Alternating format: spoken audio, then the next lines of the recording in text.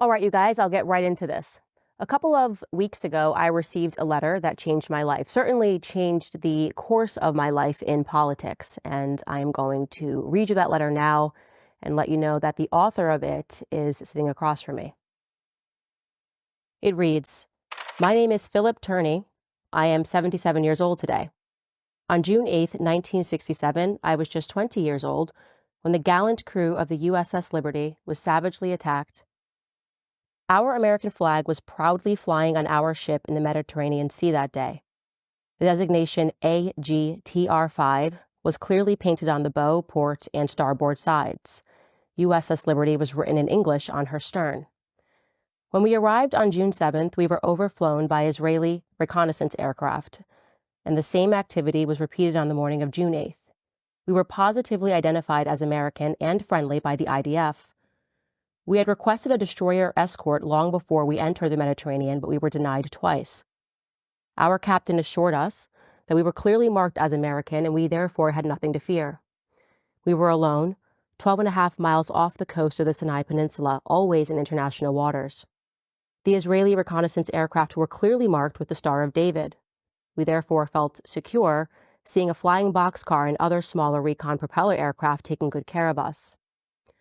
The attack began at 2 o'clock on a beautiful, bright, sunny day by French-made Mirage and Mistral jets painted black with no markings. We had no clue who was attacking us, but assumed it was an Arab state. During the first pass-by, the jets took out all but one of our transmitting antennas, as well as every watertight door above the waterline. The air attack lasted about 25 minutes, killing and maiming our firefighters and any sailor who moved. Our radio man took one antenna offline, so it wasn't transmitting and wasn't hit. He ran a long wire to it, and the SOS went out to the 6th Fleet. It was even picked up as far away as Vietnam. Rockstar, Rockstar, under attack by an unknown jet aircraft. Help us, help us. Captain Tully, skipper of the USS Saratoga, sent jets to come to our aid. Before the jets hit the horizon, they were recalled by Secretary of Defense Robert McNamara. Captain Engen of the USS America and Tully relaunched more aircraft to aid us. They were also recalled, this time by Lyndon Johnson himself. He said, quote, "I don't care about a few dead sailors. I will not embarrass my ally, Israel. Return to base immediately," end quote. How did he know who was attacking us if we did not? We were set up by our own government to let a foreign government have their way with us. The IDF even dropped napalm on the bridge of our ship. How low they would go, we would soon find out. 3 motor torpedo boats headed our way, and one torpedo hit our starboard side. We saw the Star of David on the boats. They were there to sink us. The attack continued for another hour and a half. Attacking jet aircraft destroyed all but 3 of our life rafts, which we had put overboard. We were going to place our most seriously wounded in them so that they would have a chance at life. But the IDF would have none of that. They shot 2 of them out of the water and took one aboard their boats as a trophy of the kill. They continued shooting and killing my mates. They left and we thought that it was over, but it wasn't. IDF helicopters were sent with troops armed and ready to board our ship and finish us off. Then they just left. I guess the gig was up when the mighty IDF could not sink our defenseless ship. When it was all done, there were over 821 rocket and cannon holes and over 5,000 armor-piercing bullets riddling the ship. Napalm was burning us up, and a 40 by 40-foot torpedo hole was in her side, causing the ship to list badly to our starboard side. We then waited 17 hours for help. I guess they hoped that we would sink that night. Help was only 40 minutes away from us, but they left us out alone to die. When the USS America and the USS Davis arrived to help us, they took our wounded to care for them. Their wounds were so horrific, words cannot explain. Admiral Kidd boarded our ship a few days later, and the cover-up immediately began. We were ordered to never speak of the attack to anyone, not even with one another. Penalties would be fines, imprisonment, or worse, and we all knew that worse meant death. We have been treated like garbage for the last 57 years. Congress has been bought and paid for, with the exception, over the years, of a few brave lawmakers. Their names are Representatives Pete McCloskey, Paul Findley, and Jim Traficant. As the courageous Rep. Thomas Massey has noted, all Republican members of Congress except for him have APAC handlers. We can assume this is also true of nearly all Democrats. We are the most decorated ship in naval history for a single engagement.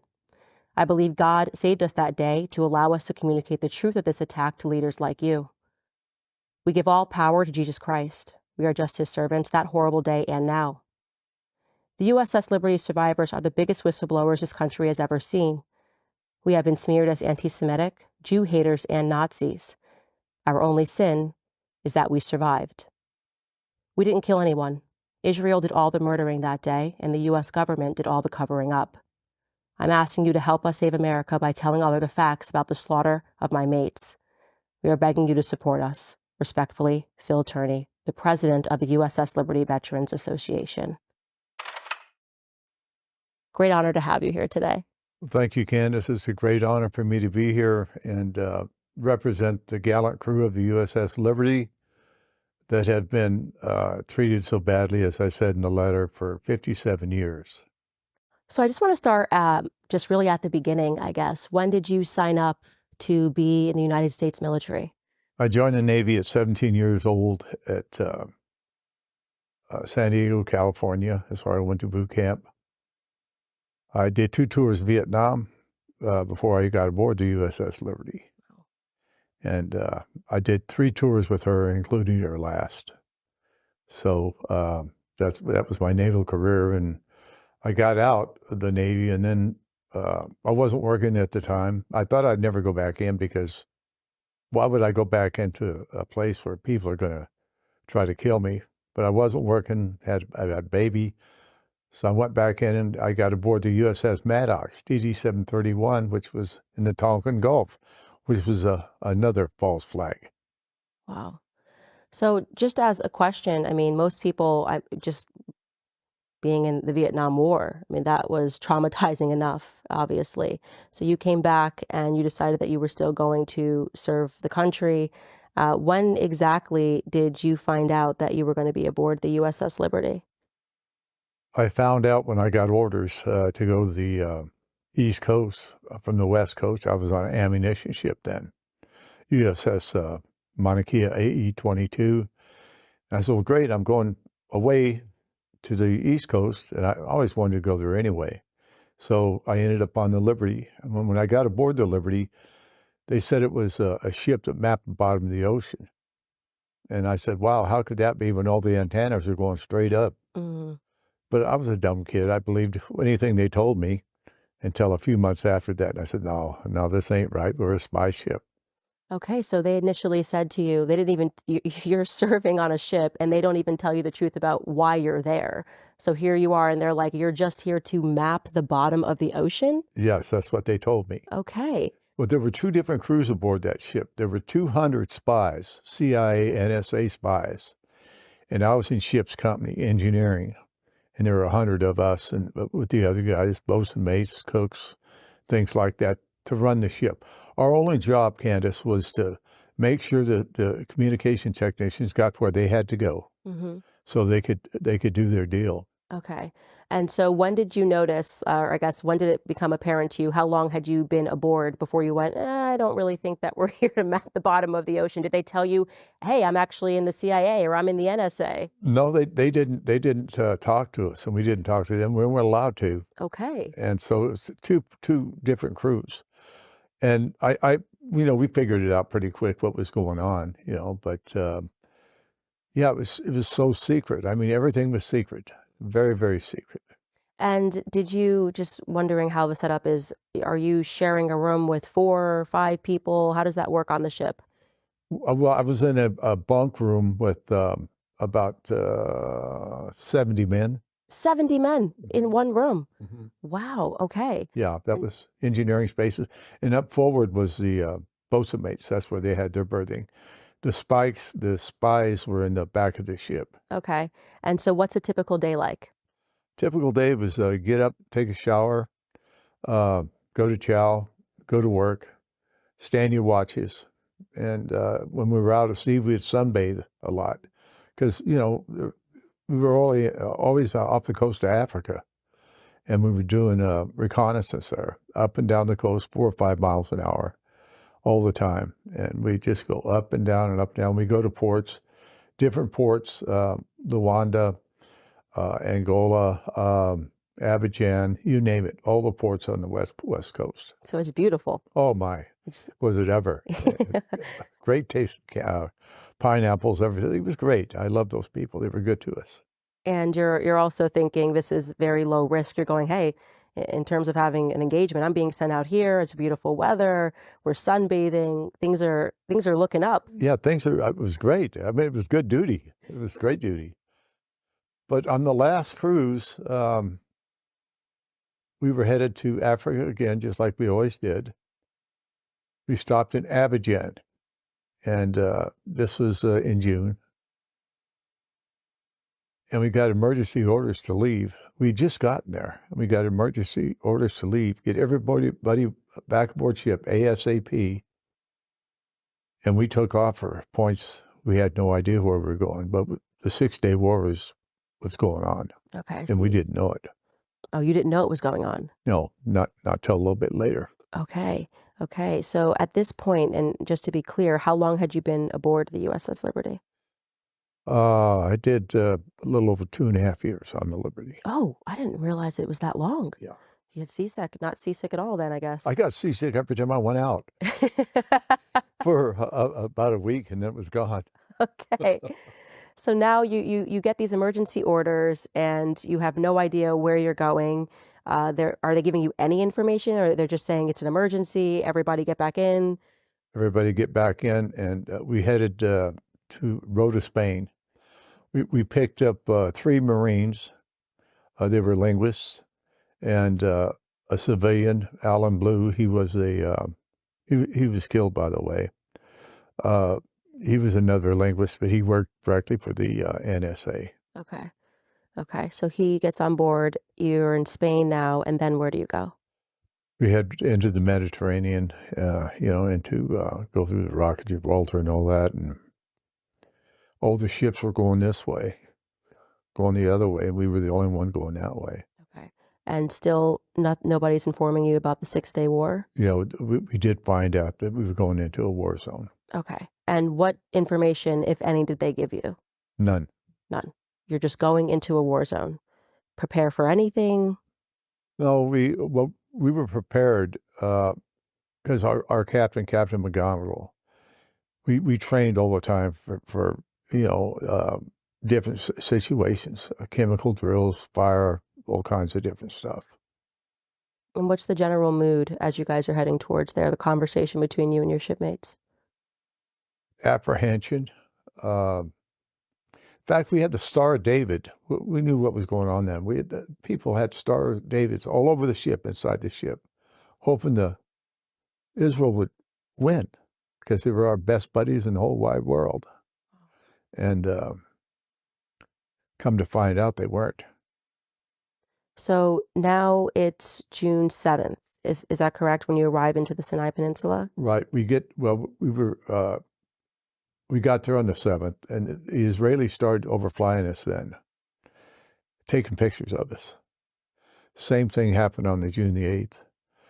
Flying boxcar, which is a 2-engine plane. The doors were open. You could see the cameraman taking pictures of us. So they're that close. They're that low. Oh, yeah. You could see the pilots. We would wave at them, they'd wave at us. Very friendly. They would dip their wings like everything's great. And we felt good because our best friends were there. And we had no worries. I mean, none at all, because they were going to protect us. But it ended up they didn't. So you had described in your letter saying that you had the American flag displayed. Can you describe for me, first and foremost, again, reiterate where it was displayed and also how large the flag was? Right. It was on the mast, and the flag was brand new. It was a 5x8 flag, very visible. It was 12 knots going over across the deck. You could see the flag, and in fact, the Israelis identified us as American and friendly. How do you know that? Well, we know it because of the intercept we picked up, and they admitted it themselves.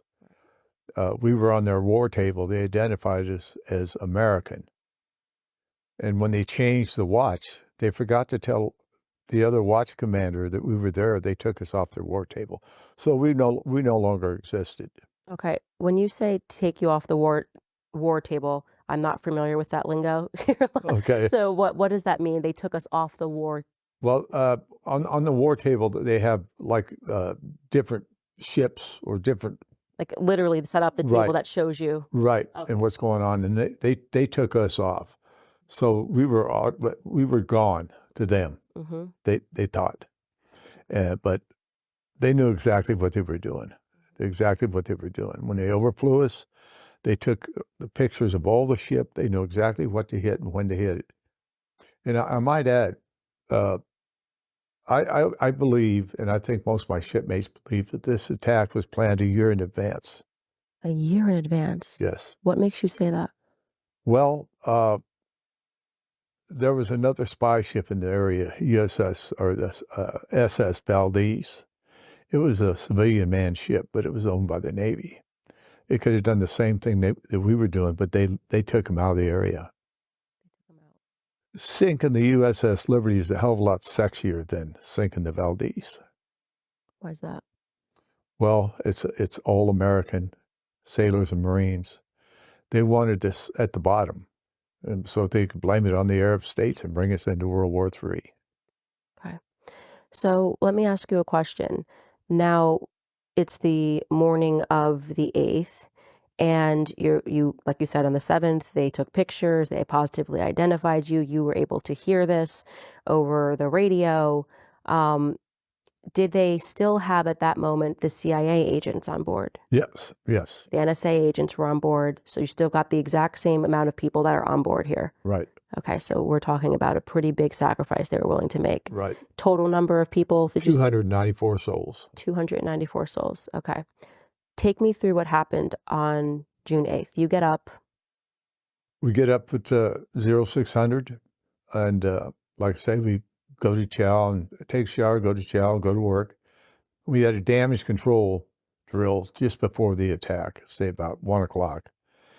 And I was in damage control. I was assistant on-scene leader in damage control. And I was in an impregnated suit, which is a suit for washing down the ship of chemicals. And it was very, very hot that day. I mean, 100 degrees on the deck, easy or more. And I thought I was going to pass out. It was so hot. Finally, it was over with. And I went and stowed my gear. Excuse me, the sound-powered phones weren't working on the starboard gun mount. The sound? Yeah, they're sound-powered phones, from just like, you could put on headphones, but they were sound-powered. They weren't electrical. And for some reason, it wasn't working. And I went to the IC shop, and I got a friend of mine, David Skolak. He was an IC seaman, and that was his job, take care of the IC system there for sound-powered phones and the IC system, intercoms on the ship. And he came up there, and the gunner's mate was up there also. They were manning the guns. We were in a condition 3, just in case, because we could see the bombs going off and everything on the Sinai. So we thought, that this is really not a good place to be. And just as soon as I left that gun mount, about 30 seconds after I left it, I got back to my workstation, and all hell broke loose. The attack began. What's the first thing you remember? First thing I remember was all hands get to your general quarter stations. We're under attack. We're under attack. And I got to my GQ station, which is in the front part of the ship. And those 2 men that I just left there, not a minute it took me to get back up there. They were dead. They're blown to bits. Anything that moved aboard that ship, they were shot at. As in the letter, they took out all of our antennas within 3 seconds. Our 450 caliber machine guns were gone. Every watertight door was hit. And this went on for 25 minutes, dropping napalm on us. 25 minutes of that, you can't imagine. Every second was like an hour. There was nowhere to hide, nowhere to run, and you got people severely blown up, wounded badly. And it continued and continued and continued for 25, 30 minutes, and then there was a lull. We saw the torpedo boats coming. We thought, the Star of David, oh, good. Because these were unmarked jet aircraft. We didn't know who was attacking us. We thought it was the Arabs. And then we saw the torpedo boats, and the Star of David thought, oh, man, here's our best friends who are going to come help us. No, they come to sink us. When you talk about them dropping napalm, and so they did this immediately, what does that do for people that are not aware? What is the purpose of that, and how does the body react to napalm, the chemical agent? It can burn you severely, and it also can explode your lungs. Very, very hot. I tried to go up and put it out with CO2, and I couldn't do it. They shot up all our fire hoses, too. We had no way to fight fires with water at all. They shot them all up. Instantly, in that first 25 minutes? Yes. So they took out everything. The antennas instantly, the fire hoses instantly, so you couldn't take out fire. And during those 25 minutes, what were you doing specifically? I was getting people off deck, taken to a triage in the mess decks. The whole mess decks was full of people laying on the tables, on the floor. It was a sea of broken and bloodied men. And it continued like that for, like I say, for the entire attack. And then the torpedo boats got up to us. They did, they fired 5 torpedoes at us. So all the antennas are taken out, 25 minutes has passed, and they're obviously assuming that you can't communicate your distress. You indicated in your letter, was it before the torpedoes that fortunately somebody had taken one of those yes. offline? Terry Haldebardier, he's a third-class radioman. He strung a long wire to the only antenna. He took that antenna offline because it wasn't working. So they didn't hit it because they were using heat-seeking missiles to hit all the antennas. Because when they're tuning, they throw off heat, and they took them all out except that one, and he got it. Thank God.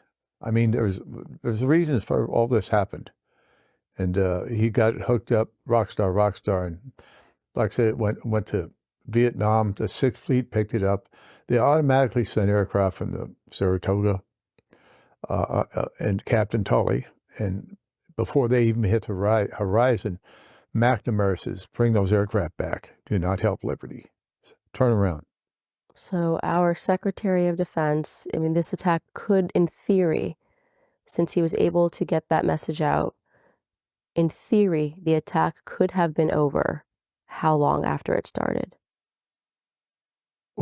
Almost immediately. In fact, they could have saved 25 brave American lives, all spies that got killed when the torpedo hit. But instead, if they would have just let those planes come help us. But that wasn't the deal. We were set up by our own government to die. So Robert McNamara, who in interviews thereafter says he doesn't remember a single thing that happened that day. That's what he told the Chicago Tribune. He doesn't remember anything that happened that day. He recalls them back. And then what happens? Then the America and Tully reconfigured their aircraft, and they sent aircraft again because they went to a different command. They wanted, it was their prerogative to go to a different, higher. Because they're thinking, what do you mean pull us back? Like our American. Right. And then LBJ gets on the phone, and his exact words were, I don't give a GD if all those sailors die. I'm not going to embarrass my ally Israel, like I said in the letter. Now, how did he know that if we didn't know it? Who was attacking us? So they then have the President of the United States. So this guy's trying to do the right thing, Captain Tully. He's like, we're going to help them. He gets called back by the Secretary of Defense. He's thinking, I'm going to go over his head because this is crazy. And now the President of the United States is saying, I don't care.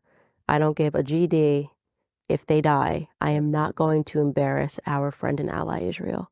So he knew. He knew. And, they destroyed Captain Tully's career, too. They fired him. He got fired for doing that.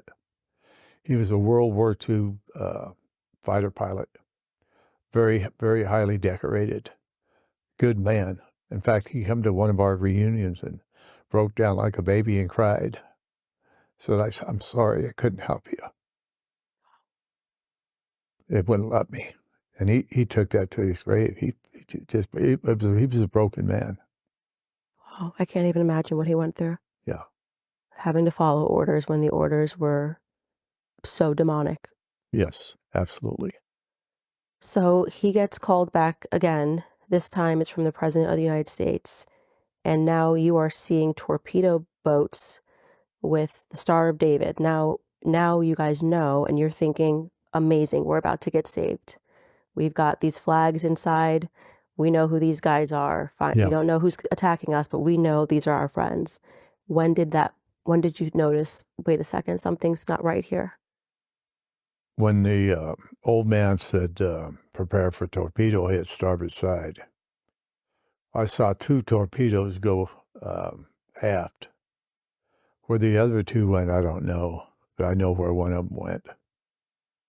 It hit in the communications spaces and killed 25 brave young men.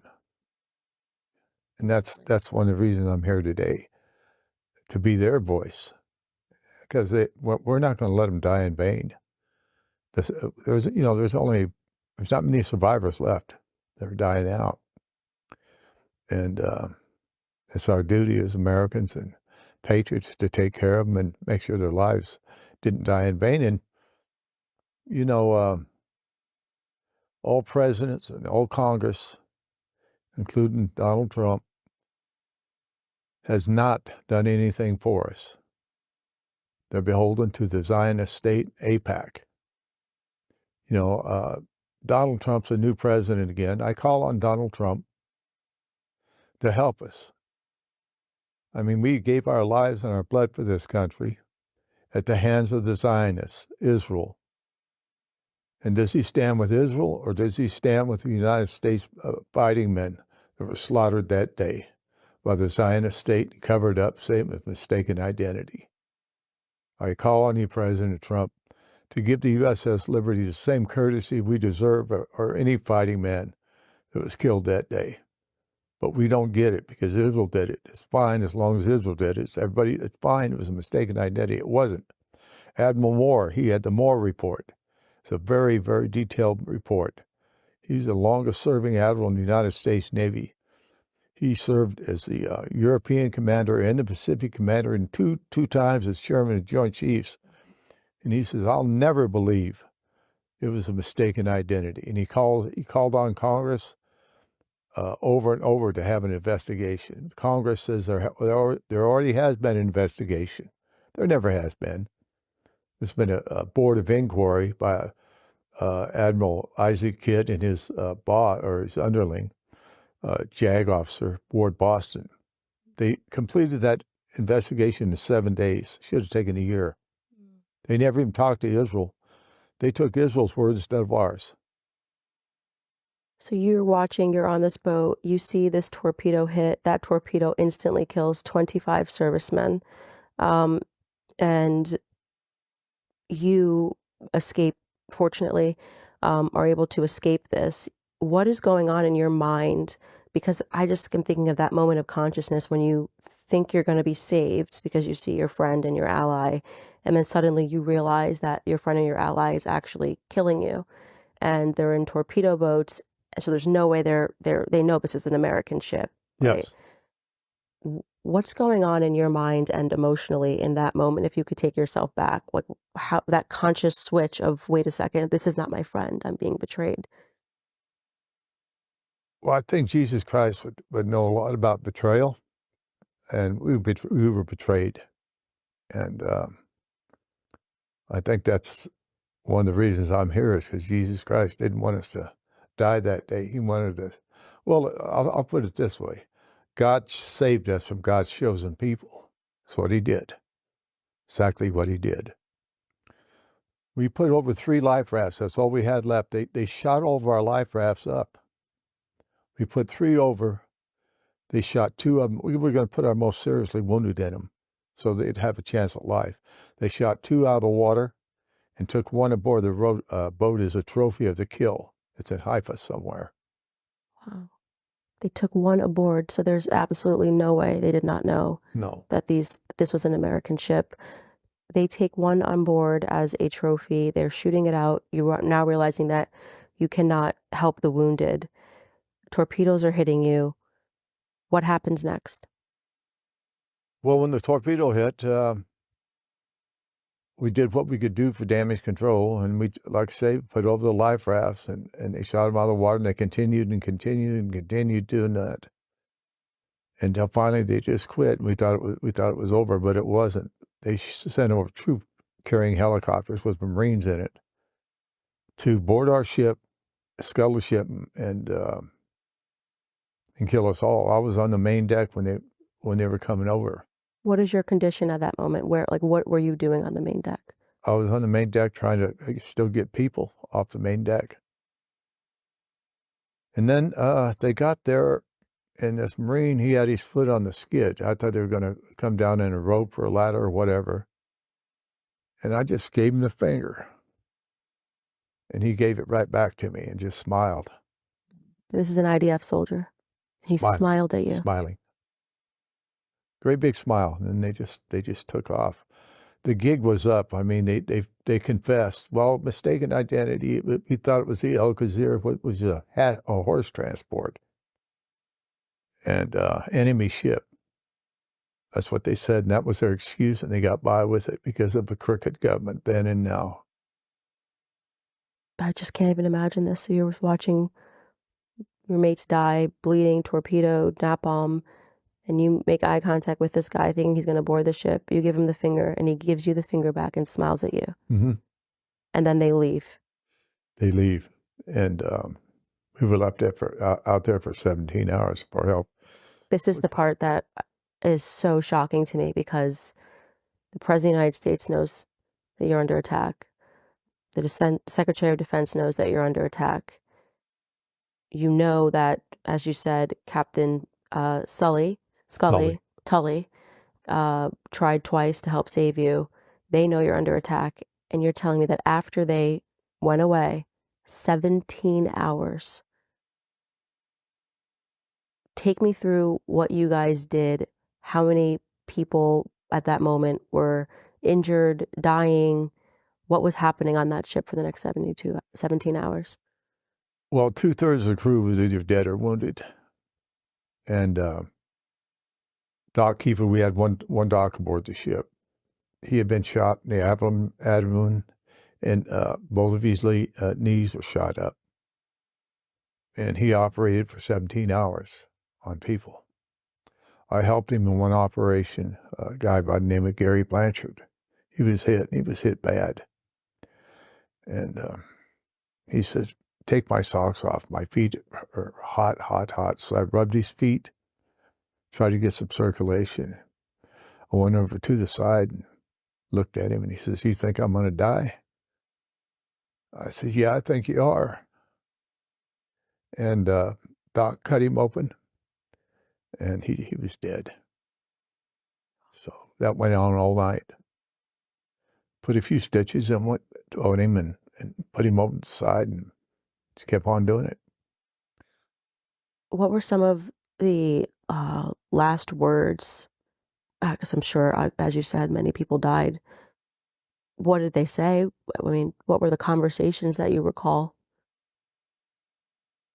You know, Candace, I really didn't recall a whole lot about that. I guess I just blocked it out. I do know that the Lieutenant Commander Armstrong, he died in the mess decks. He was hit up bad too, but I remember he was a heavy smoker. I lit him a couple cigarettes, and then I left, and I came back, and he was dead. So the conversation was just helping people.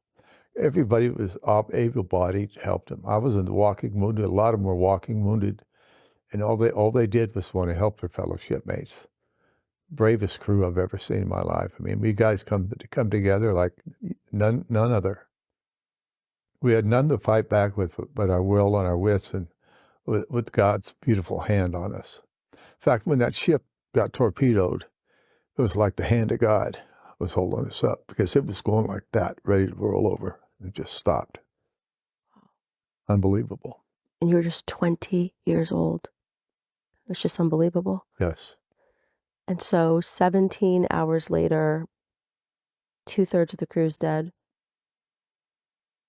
What happens? What ship did you see first? What was going through your mind? Well, the first thing we saw was several days later when Admiral Kidd got there, and we told him everything, what happened, and why didn't you come help us, and this and that. And he took off his stars.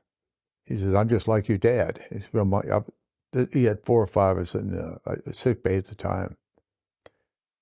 3 stars out there. And he said, "I'm just like your dad. Please tell me everything you saw." We told him about the machining of the life rafts with the machining gun of all the people, the helicopters, everything that went on.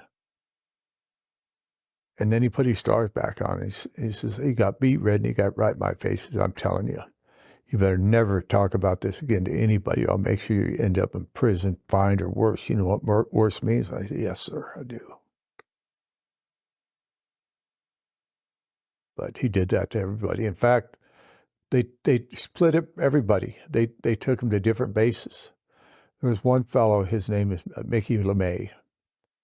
He's still got 50 pieces of shrapnel in him right now. They took him to Bremerhaven, Germany, for medical care. He was in a room with a bunch of other people, a lot of different beds. They took him out of that bed. He got his own room, and he was interrogated by an officer. He says, "Your name is no longer LeMay, it's Smith. You know nothing about the USS Liberty. Don't ever talk about it." So you survive living hell. You watch your mates die. You wait 17 hours. And you're thinking, okay, at least now it's over. And instead, you guys get reprimanded. And you're told, essentially, we'll kill you. Yes, it's absolutely. In fact, I didn't talk about it until about 42, 43 years ago. I met my second wife. There was an article in the paper by a person by the name of, oh my goodness, Stan White. He was a chief, master chief. And I felt like the whole world had just come off my shoulders because he was talking. If he was talking, I'm going to start talking. And I haven't shut up since. Wow. This is just unbelievable. Unbelievable. So you're all ordered into silence. And how long, you said, before you started speaking, how many years was that?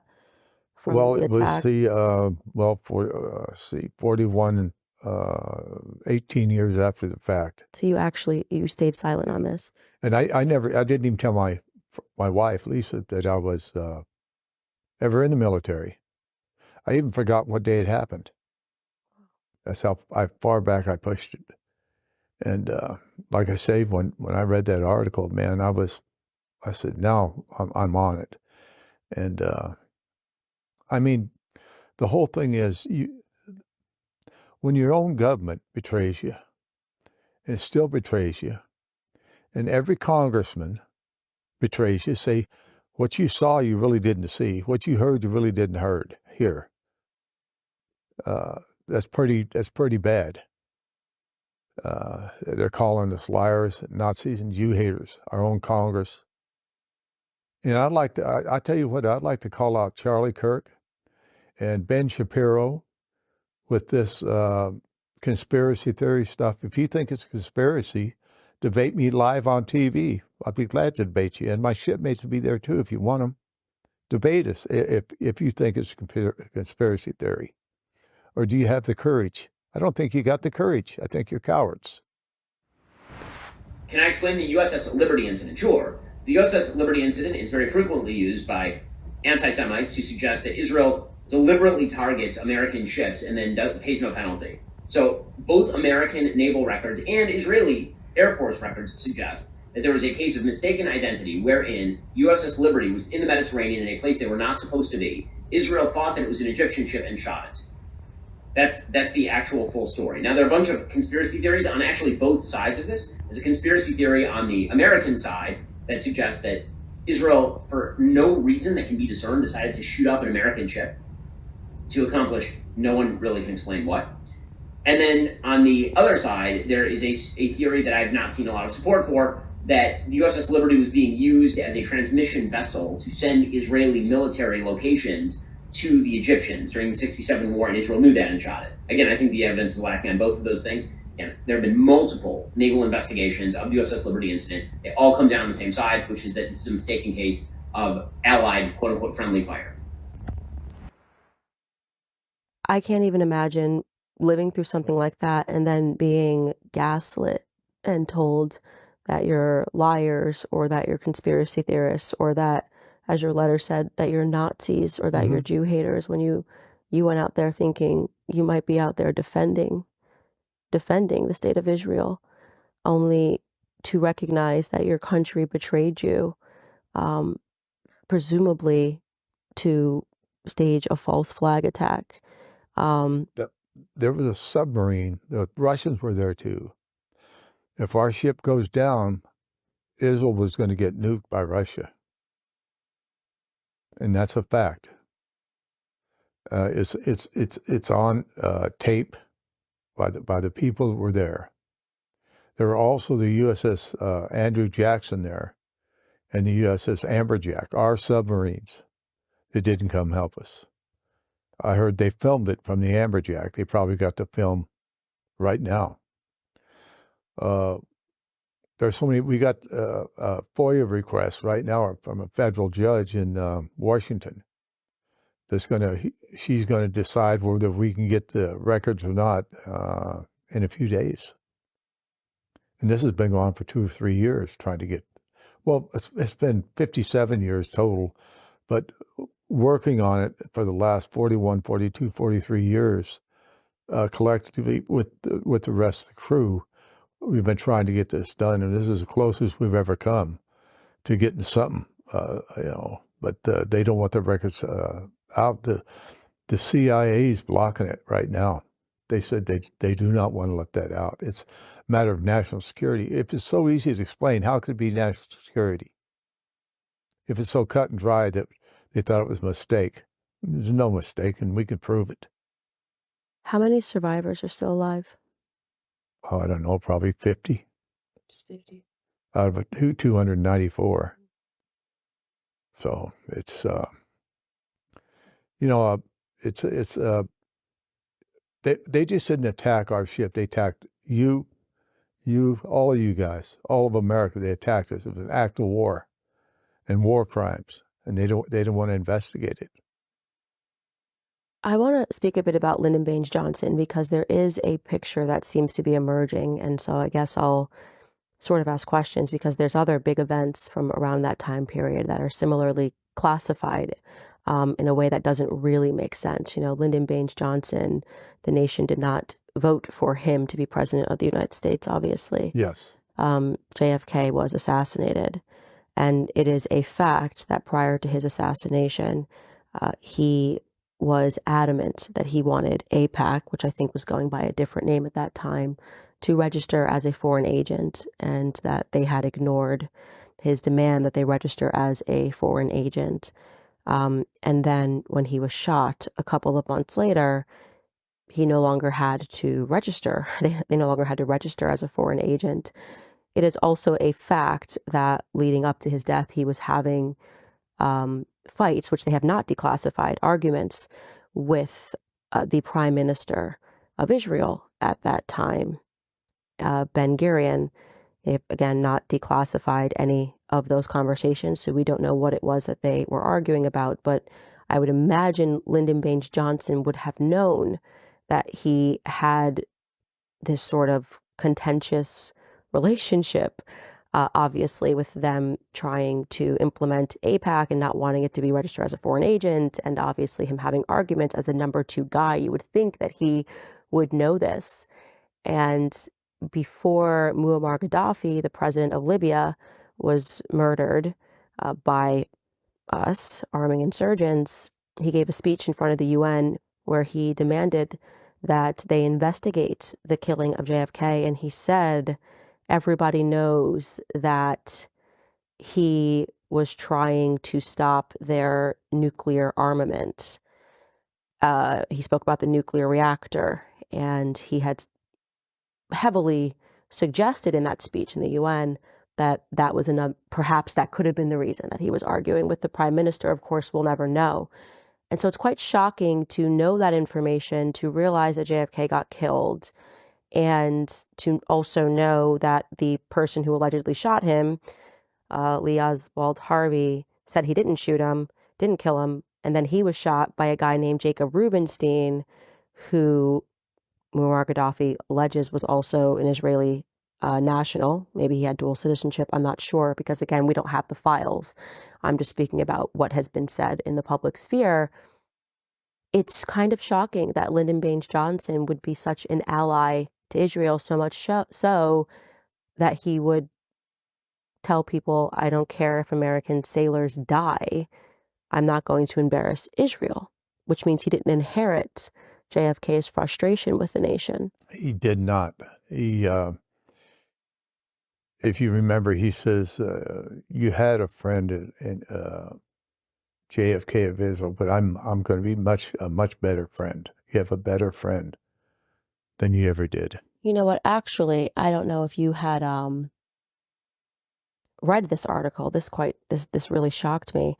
This was published in the Jerusalem Post in 2008. The article is entitled "A Friend Indeed." I'll just read a bit of it. A few weeks ago, the Associated Press reported the newly released tapes from U.S. President Lyndon Johnson's White House office, which showed LBJ's, quote, personal and often emotional connection to Israel. The news agency pointed out that during the Johnson presidency, the United States became Israel's chief diplomatic ally and primary arms supplier. But the news report does little to reveal the full historical extent of Johnson's actions on behalf of the Jewish people in the state of Israel. Most students of the Arab-Israeli conflict can identify Johnson as the president during the 1967 war, but few know about LBJ's actions to rescue hundreds of endangered Jews during the Holocaust, actions that could have thrown him out of Congress and into jail. Indeed, the title of righteous Gentile is certainly appropriate in the case of the Texan, whose centennial year is being commemorated this year. It then goes on and speaks about how he, while serving as a young congressman, arranged for visas to be supplied to Jews that were in Warsaw and oversaw the apparently illegal immigration of hundreds of Jews through the port of Galveston, Texas. A key resource for uncovering LBJ's pro-Jewish activity is the unpublished 1989 doctoral thesis by a student named Louis Gamelak, a University of Texas student. And he speaks about LBJ's foreign affair background in this piece, and they were able to confirm through other historians and interviews with his wife and family members and political associates that the research was accurate. It says, quote, research into Johnson's personal history indicates that he inherited his concern for the Jewish people from his family. His aunt, Jessie Johnson Hatcher, a major influence on LBJ, was a member of the Zionist Organization of America. According to Gamelak, Aunt Jessie had nurtured LBJ's commitment to befriending Jews for 50 years. As a boy, he watched his politically active grandfather, Big Sam, and father, Little Sam, seek clemency for Leo Frank.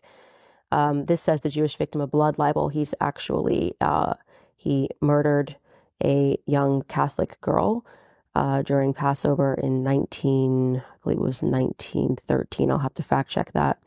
But they present him as a victim of a blood libel. Johnson's later told friends that Lyndon's family hid in their cellar, while his father and uncle stood guard with shotguns on their porch in the case of the KKK attacks. So they say that he often cited Leo Frank's lynching as a sort of his opposition. But it's interesting because people, I don't think, knew this, that LBJ was Jewish, that his aunt was involved in the Zionist organization, and also that he pressured the administration, apparently, to have tighter ties with AIPAC. So we can probably trace, when we are speaking about AIPAC, the marriage, I would say, between the United States government and AIPAC, we can attribute that to Lyndon Baines Johnson. How does it make you feel to know that actually, he was in fact more loyal to Israel? Oh, absolutely. Much more loyal. In fact, on June the 8th, when our ship got hit, in his bed was a Irgun agent, Matilda Krim. Really? Really. Unbelievable. True story. Yeah, it even says that Johnson raised substantial sum for arms for the Jewish underground fighters in Palestine. He was doing all of this illegally. He armed the Jewish underground of quote-unquote freedom fighters and did all of this alongside his closest advisors were strong pro-Israel advocates. Benjamin Cohen, who 30 years earlier was the liaison between the Supreme Court Justice Louis Brandeis and Chaim Weizmann, and Abe Fortas, the legendary Washington insider. I mean, that's just, how did we go from a president who wanted to stop this to a president that was involved in the underground and was pushing our government to get more involved with Israel? It leads, I mean, it certainly, I think it's fair for people to wonder what it is that is classified and that they're so afraid to release to the public about JFK's remarkably suspicious death. Yes, his death was not by a lone gunman, in my belief. In fact, I saw the day that Oswald got killed by Rubenstein. He says, "I'm nothing but a patsy, nothing but a patsy." And he was a patsy. So there's so much to be said for that. And the USS Liberty is covered up just as deep, and it all goes right back to Israel. Is our country really America first, or is it Israel first? Are we an occupied nation? I think we're an occupied nation. And, look at all the wars. Okay, let's just go back to the Iraq War and Afghanistan War. They were fought all for the greater good of Israel. That's my belief. And it's a lot of other people's beliefs, too. They sacrificed men over the war, and it's a war machine, like Eisenhower warned of the military-industrial complex. And he was absolutely right. I remember that because I was a kid then. I mean, I think it's difficult for me, and why I say that this has been such a turning point. It's difficult for me to take seriously now any of the politicians who declare themselves to be America first. I mean, just to be clear, Congress passed through in the blink of an eye to ensure that people would learn about October 7th in school. Oh, absolutely, yes.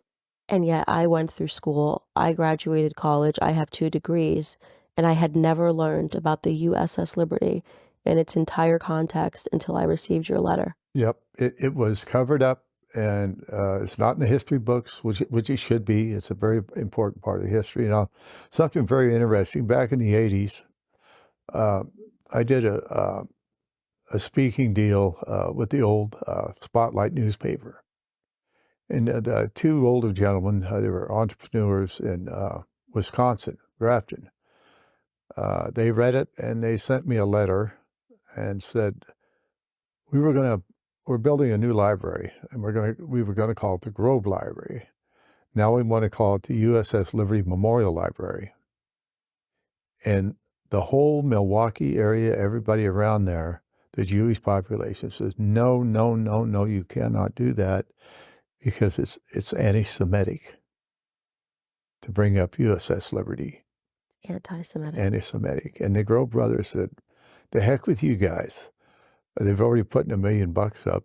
And they said, we'll just take our money out. And then the town said, no, no, no, no. We'll name it the USS Liberty Memorial Library. Because he threatened to take all the money, both of them threatened to take all the money about it. away from it.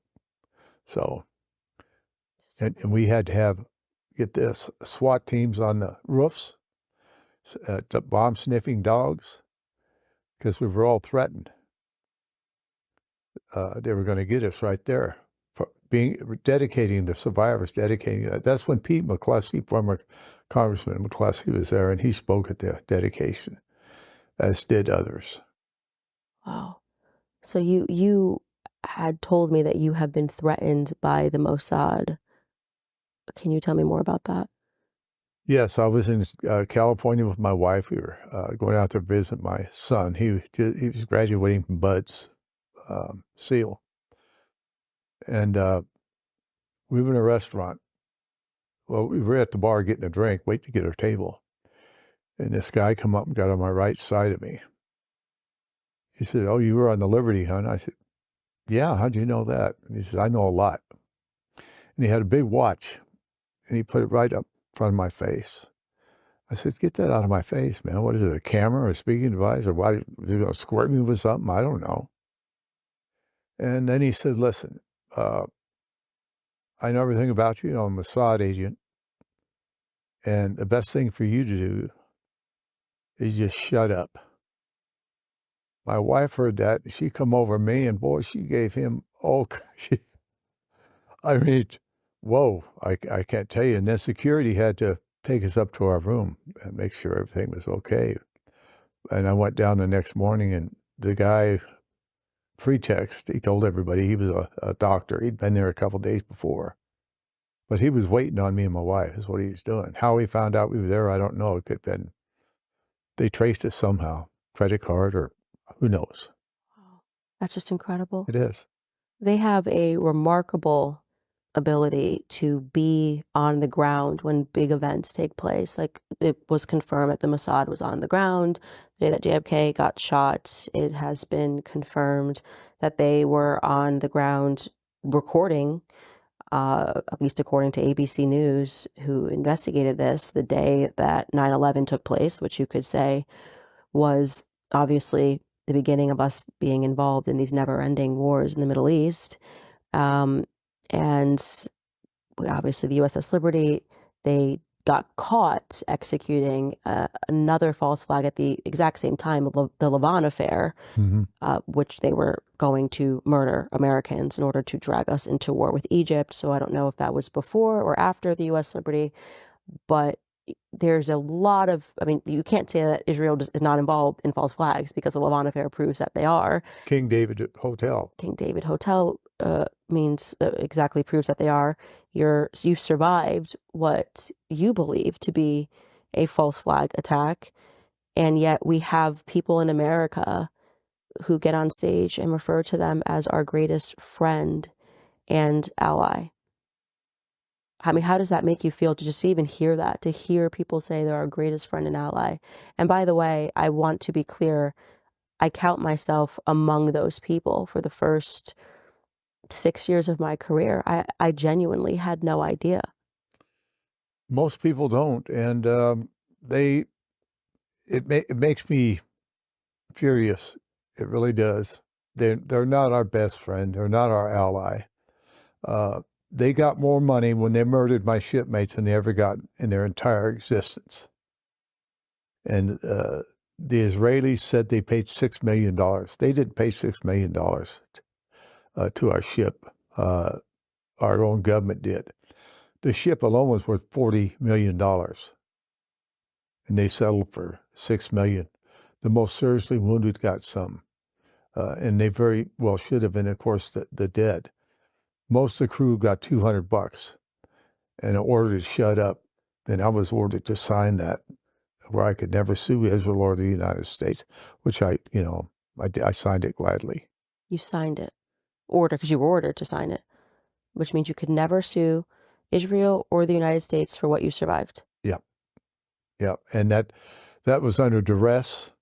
And I don't think it's worth the paper it's written on. I don't think it's worth anything. No, of course. It's not worth anything. But that's what they did to us, and they continue to do it. They can't wait till we're dead. You know, we're all dying out. We're getting older. I'm 78, and I got guys that are 85, close to 90.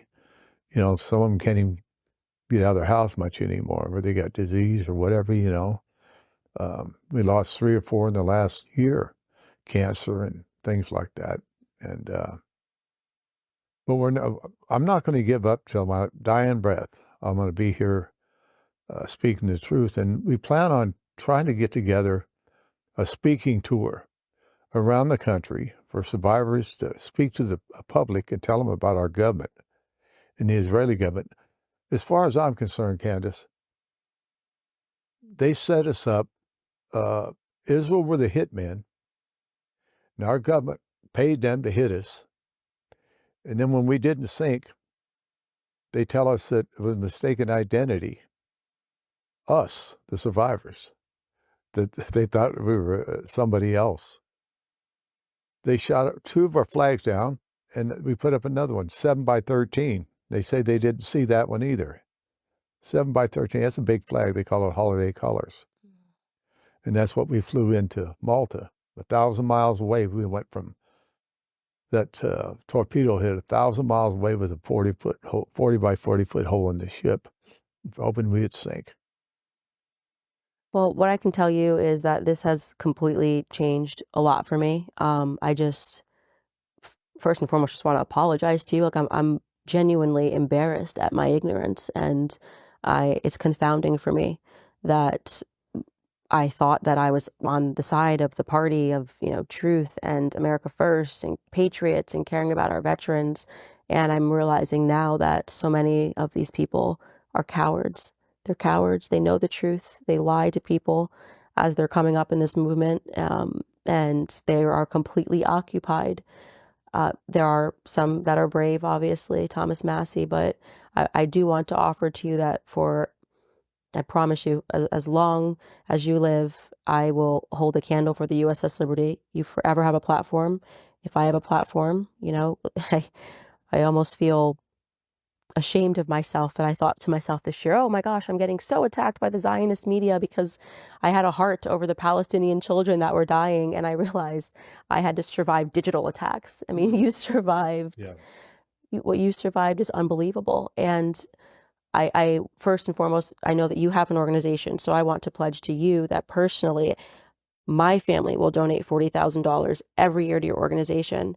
And I'm asking if every single person who is watching this right now, and this will be in the millions, if every single person gives $1, just $1, we can keep their organization going. We can give them what they need to speak about this, and we can show them that despite the fact that we may all be existing under a government that is occupied, this is not who we are as Americans or people worldwide, because we have an audience all over the world who I think is similarly starting to wonder how many of our nations are occupied by lobbying from Zionists and spending money. Can you tell my audience a bit about your organization?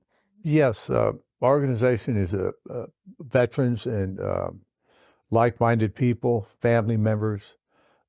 You can go to usslibertyveterans.org, usslibertyveterans.org. And this is a brand new site we put up. It's very technical. I mean, I don't know a whole lot about it. It takes people a lot smarter than me, but they got people doing it. And you can donate there. You can go through, look at pictures. You can read articles, the Moore Report. And I was just thinking about Ward Boston, the JAG. It was with Admiral Kidd. I should have brought this up earlier, but there was a man named A.J. Crystal. He was a bankruptcy judge, and he wrote a book, The Liberty Instant, and he's Jewish. And he lied about it. And then Ward Boston signed a declaration. He says, we were ordered by our government to lie. We knew it was no mistaken identity. It was a deliberate attack to sink that ship. And he felt bad about it. You know, he says, I was a military man and I followed orders, but that brought him out and he just couldn't do it anymore. And soon after that, he died.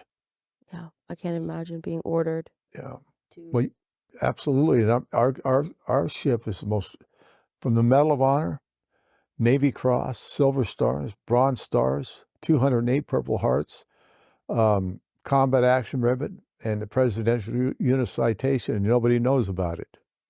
Yeah, what do the objects mean if they keep you a secret and call you Nazis for trying to speak out? It means nothing. None of it means anything if you don't have a government that truly honors and respects you. Yes, and if I honor old veterans, they go in there, they go in to serve the country. In fact, when I put on the uniform the first time, I was the proudest man in the world to do that, to serve my country, and to be abandoned and for all these years and abandoned right now.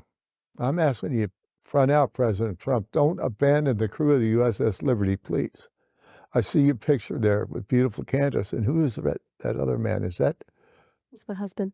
Oh, that's your husband. I'm sorry. That's George. Mm-hmm. Oh, but President Trump, please help us. Don't abandon us. This is an act that should be brought out. The truth should be told, sir. Please help us. I'll tell you, I have never, ever, ever had an inkling to run for president of the United States, despite people insisting on it. But hearing what happened to you, if I ever do run, it will be to honor you guys in the way that you should be honored, and to give the middle finger right back. I hope you do, to the government. My daughter said that yesterday. Tell her I wanted to run for president. Candace for president. If I did it, it would be to honor the memory of the USS Liberty, and I would say it every day when I was on stage, because what happened to you is despicable. It is abhorrent that we have men that are raising money pretending to be America first, that are more concerned with getting invited to dinners and fancy dinners, peddling lines that they don't actually mean in their heart. And the worst thing is they say that they're the party of God, that they are the party of God. And yet they commit themselves not to a higher power. They commit themselves to politicians. They commit themselves to lobbyists. They commit themselves to money. And to the people that partook in this lie, I hope and know that all of them are burning in hell. And to every person that's watching this, that is going to continue to lie, to call you conspiracy theorist, to call you a Nazi, those people too will either repent or they will burn in hell. I truly believe that. I do too. And 2 weeks ago, I was in a church, a Zionist church. They had an Israeli flag and American flag hanging side by side. I was asked to speak there. Pastor Jason Neely. And he says, we don't condone everything that Israel does, and the truth has got to be told. And the people in the church were very receptive, and a lot of them were, weeping. Another good pastor, Pastor Chuck Baldwin out of Kalispell, Montana. He's on our side, and he doesn't teach. He teaches what's really in the Bible, not what they want you to believe. Well, obviously, the Zionists funded the Schofield Bible, so the Schofield Bible. That's a whole nother episode that I've got to get into to teach people real history. Other than going to your website and supporting you, is there anything else that we can do and that we can send our audience to? Well, we need their hopes and their prayers. If they would go there and, like you said, donate, and your generous donation, my God, I'm almost annually. I almost fell on the floor. I promise you will have that annually from my family. Even if we fall on hard times, we will pick up side jobs and we will make that donation every single year. And until the last veteran of the USS Liberty is no longer here, you will have that donation. God bless you. God bless you, Candace. God bless you. And I know that right now Christ is with us. Christ is King, and the truth is powerful enough. It is. And I want to thank you again for getting me on the map. And I certainly appreciate it. If there's any other people that you can figure out that I could go to, or any of my other mates, I'd walk there if I had to. We'll host you every year. I promise you we'll get other people on this show. You guys, thank you so much for joining us. I am sure your mind has been equally as blown as mine has been. I'm sure you're equal parts sad and equal parts frustrated and angry, disappointed, I think, also in our government. But I really think that things are going to change. And so thank you so much for listening to the story. And Philip, thank you so much for joining us. Thank you for the invite. And again, God bless you, Candace. You're a wonderful woman.